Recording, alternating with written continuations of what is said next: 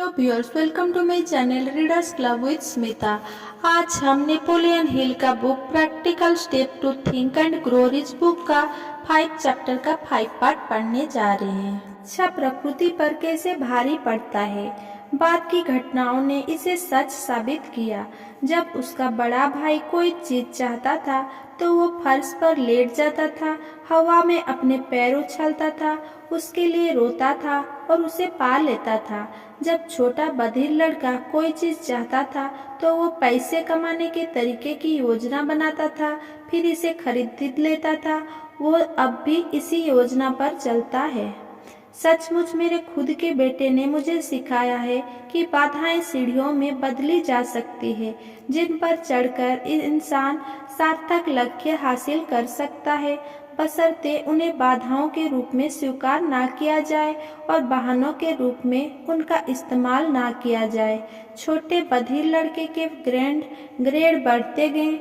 उसने high school और college की पढ़ाई पूरी की। हालांकि वो अपने शिक्षकों की बात तब तक नहीं सुन सकता था जब तक कि वे बिल्कुल करीब आकर ना चिल्लाएं।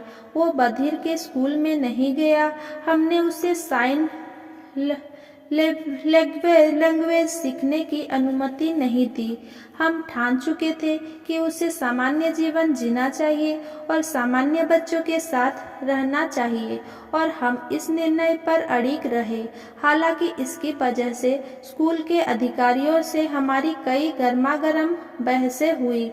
जब वो हाई स्कूल में था तो उसने बिजली का हियरिंग एड लगा कर देखा, लेकिन इससे उसे कोई फायदा नहीं हुआ।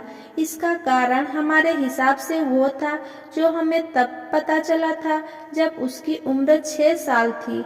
शिकागो के डॉक्टर जे गार्डन बिलन्स ने लड़के के सिर के एक तरफ ऑपरेशन किया था, जिसमें यह पता चला कि प्राकृतिक श्रवण संरचना का कोई चिन्ह नहीं था। कॉलेज में उसके आखिरी सप्ताह के दौरान ऑपरेशन के 18वां साल बाद एक चीज हुई जो आगे चलकर उसके जीवन का सबसे महत्वपूर्ण निर्णायक मोड़ साबित हुई। हालांकि यह सिर्फ संयोग लग रहा था, लेकिन उसे बिजली की एक और श्रवण मशीन मिली जो उसे ट्रायल के बतौर भेजी गई थी। चूंकि इस तरह की मशीन से वो पहले निराश हो चुका था, इसीलिए उसने काफी समय तक उसकी जांच नहीं की। आखिरकार उसने यंत्र को उठाया और अपने सिर पर लापरवाही से लगाया, बैटरी लगाई और लो, सामान्य सुनने की उसकी आजीवन इच्छा जिसे जादू से सच हो गई। जीवन में पहली बार वो व्यवहारिक तौर पर उसी तरह सुन सकता था जिस तरह सामान्य श्रवण शक्ति वाला कोई दूसरा व्यक्ति सुन सकता था। सामान्य सुनने की उसकी आजीवन इच्छा सच हो गई। चमत्कार करने के लिए ईश्वर रहस्यमय तरीके से काम करता है। सुनने की मशीन से उसका संसार बदल गया था और उसकी खुशी का ठिकाना नहीं था। उसने दौड़कर अपनी माँ को फोन लगाया और उनकी आवाज़ साफ सुनी। अगले दिन उसने क्लास में अपने प्रोफेसर की आवाज़ें साफ साफ सुनी। जिंदगी में पहली बार।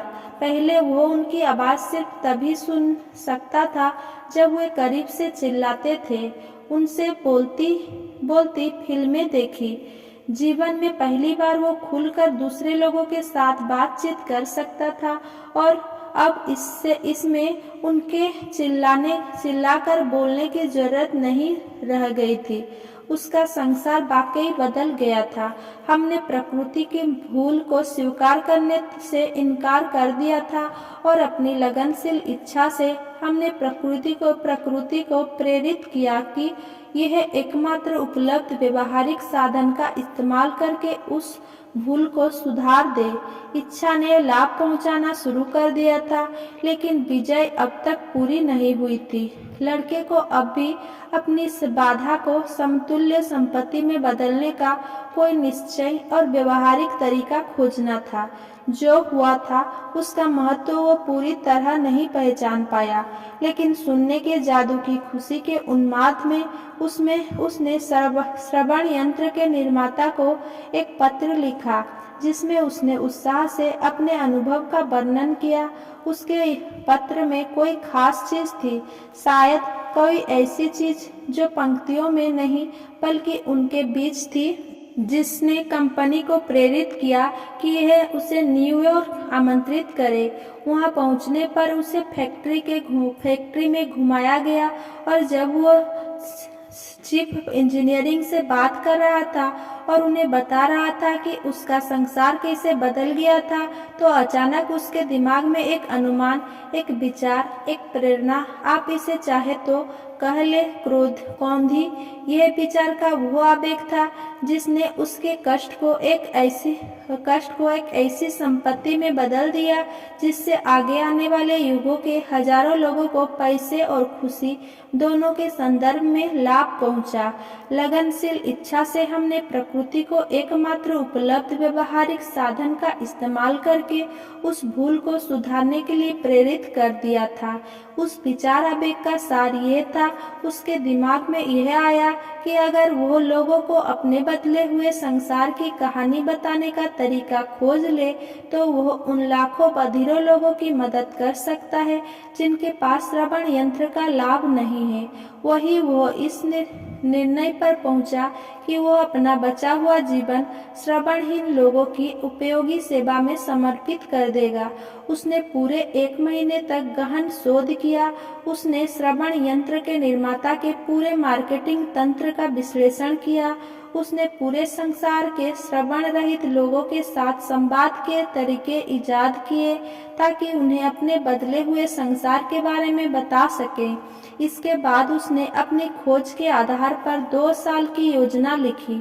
जब उसने यह योजना कंपनी के सामने पेश की तो उसे उसकी महत्वाकांक्षी पूरी करने के लिए एक कंपनी में तुरंत एक पद दे दिया गया। जब वो काम पर गया तो उसने यह सपने में भी नहीं सोचा था कि वो हजारों बधिरों लोगों की आशा और राहत देगा जो उसकी मदद के बिना पूरी तरह मूक बधिर रहते। जब वो अपने श्रवण यंत्र की निर्माता कंपनी से जुड़ गया तो उसने मुझे अपनी कंपनी द्वारा आयोजित एक कक्षा में आमंत्रित किया जिसका उद्देश्य मूक बधिर लोगों को सुनना बोलना सिखाना था। मैंने कभी ऐसे प्रशिक्षण के बारे में नहीं सुना था, इसीलिए मैं संकालू अंदाज में उस कक्षा में गया और मैंने आशा की कि मेरा समय पूरी तरह बर्बाद नहीं होगा। वहाँ मैंने वही देखा जो मैंने अपने बेटे के मन में सामान्य सुनने की इच्छा को जगाने और जीवित रखने के लिए किया था। मैंने अपने खुद के इस्तेमाल किए हुए सिद्धांतों के जरिए श्रवणहीन लोगों को सचमुच बोलना सुनना सीखते देखा। ये वही सिद्धांत थे जिन्हें मैंने 20 साल से ज्यादा समय पहले अपने बेटे पर आजमाया था। इस तरह भाग्य के चक्र के अजीब घुमाव से मेरे बेटे ब्लेयर और मैंने उन लोगों के मूक बधिरत्व को सही करने में मदद की जो उस समय पैदा भी नहीं हुए थे। जहाँ तक कि मैं जानता हूँ, हम एकमात्र जीवित व्यक्ति थे जिन्होंने निश्चित रूप से यह स्थापित किया था कि मूक बधिरत्व के शिकार लोगों को सामान्य जीवन जीने की हद तक बेहतर बनाना जा सकता है। अगर यह एक के लिए काम कर चुका है तो ये दूसरों के लिए भी काम करेगा। मेरे मन में कोई शंका नहीं है कि अगर ब्लेयर की माँ और मैंने उसके दिमाग को सही तरीके से आकार नहीं दिया होता तो वो सारी जिंदगी मूक बधिर ही रहता। जब ब्लेयर वयस्क हो गया तो ऐसे मामलों के उल्लेखनीय विशेषज्ञ डॉक्टर इरविंग बुरहिज ने उसकी पूरी जांच की। मेरा बेटा कितनी अच्छी तरह बोल सुन लेता है, ये जानकर वे दंग रह गए। उन्होंने बताया कि परीक्षण से तो यह पता चलता है कि सिद्धांत तो इस लड़के को जरा भी सुनाई नहीं देना चाहिए, लेकिन लड़का सुनता है। हालांकि एक्सरे में साफ दिख रहा था कि उसकी खोपड़ी में कोई जगह ही नहीं है जहां से उसके कान मस्तिष्क से जुड़े। जब मैंने उसके दिमाग में सुनने और बोलने की इच्छा बोई थी, तो इस आवेग का कुछ अजीब सा प्रभाव हुआ, जिसकी वजह से प्रकृति ने पुल बनाने का काम किया। प्रकृति ने उसके मस्तिष्क और बाहरी जगत के बीच मौन की खाई को पाटने का काम किया। इसके लिए प्रकृति ने किसी ऐसी साधन का इस्तेमाल किया जो सबसे निपुण चिकित्सकों को भी समझ में से परे था। मैं नहीं जानता कि प्रकृति ने यह चमत्कार कैसे किया, लेकिन अगर मैं संसार को इस अजीब अनुभवों में अपनी छोटी सी भूमिका ना बताऊं, तो इसे क्षमा नहीं किया जा सकता। ये मेरा कर्तव्य है और अधिकार है कि मैं मानता हूँ, और ऐसा अकारण नहीं है कि उस व्यक्ति के लिए कोई चीज असंभव नहीं है जिसकी इच्छा के पीछे अटल विश्वास का सहारा होता है। अगला अध्याय देखने के लिए मेरे साथ जुड़े रहिए। मेरा वीडियो अगर पसंद आया हो तो मेरा वीडियो को लाइक, कमेंट, शेयर करें और मेरा चैनल को सब्सक्राइब करें। धन्यवाद।